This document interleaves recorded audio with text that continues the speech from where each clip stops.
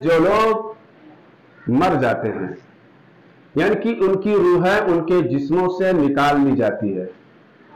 تو وہ روحیں جاتی کہاں ہیں؟ یہ تو بات صاف ہو گیا کہ عالم ارواح سے آئی تھی۔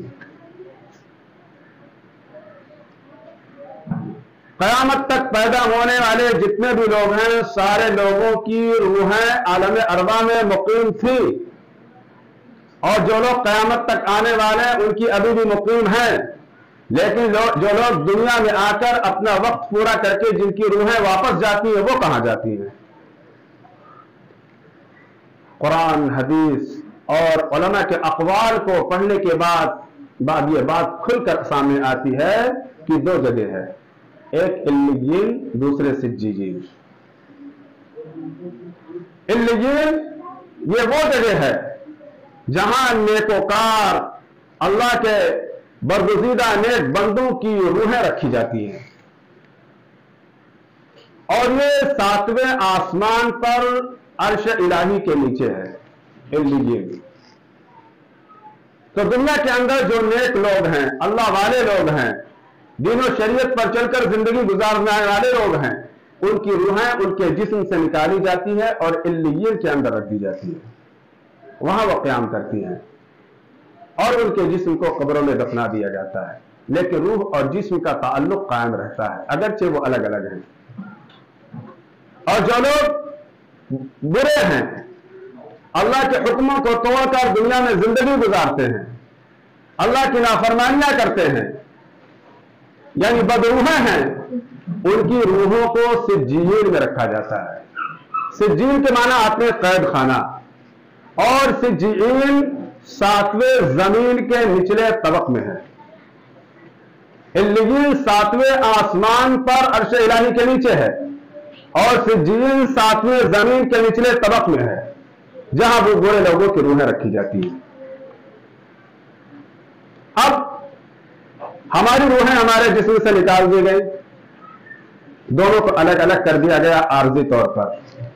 اب جسم کو قبروں میں دفنا دیجئے، آگ میں جلا دیجئے، سمندر میں بہا دیجئے، ہوا میں اڑا دیجئے، درندوں کو کھلوا دیجئے، کچھ بھی کیجئے، جسم دنیا کا تھا وہ دنیا ہی میں رہ جاتا ہے، لیکن جسم کا ہر حصہ کہیں بھی ہو اس کا تعلق روح سے رہتا ہے، اور جسم پر جو بھی تکلیف اور راحت پہنچتی ہے روح چاہے علیین میں ہو یا سجین میں ہو اس کو محسوس کرتا ہے۔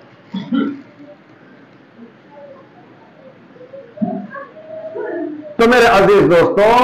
4 عالم کا ذکر کیا گیا انسانی زندگی کا، کہ اللہ سارے عالم کا پالنے والا ہے، لیکن ہمارا تعلق 4 عالم سے ہے۔ ایک عالم ارواح جس کا ذکر آپ کے سامنے کیا گیا، دوسرا عالم دنیا ہے۔ ہماری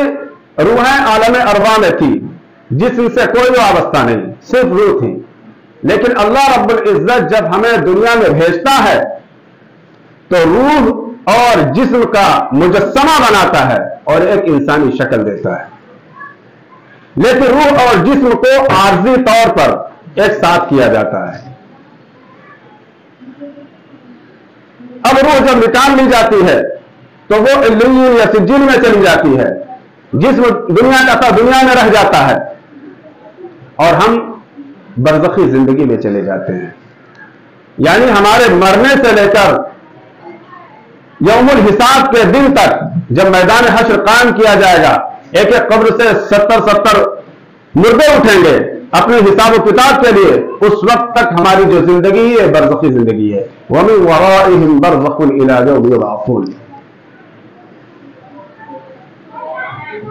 لیکن اس زندگی کے اندر جسم اور روح دونوں الگ الگ ہیں، لیکن دونوں کا تعلق ایک دوسرے سے ہے۔ پھر جب فائنل سور پھونکا جائے گا اور لوگ اپنے قبروں سے جب اٹھیں گے تو جسم کو اور روح کو مستقل طور پر ایک ساتھ کر دیا جائے گا، اور وہ میدان حشر کے اندر جمع ہوں گے اور اپنے اعمال کو حساب و کتاب دیں گے، پھر عمل کے حساب سے انہیں جنت اور جہنم کو ان کے فیصلہ کیا جائے گا۔ تو الحمدللہ رب العالمین، ساری تعریفیں اس اللہ کے لیے ہے جو اللہ سارے عالم کا پالنے والا ہے، رب ہے، مالک ہے، پروردگار ہے۔ الرحمن الرحیم، جو بڑا مہربان ہے، نہایت رحم کرنے والا ہے، مالک یوم الدین، وہ روز جزا کا بھی مالک ہے، یعنی یوم آخرت کا بھی مالک ہے۔ وہ کل کا بھی مالک تھا،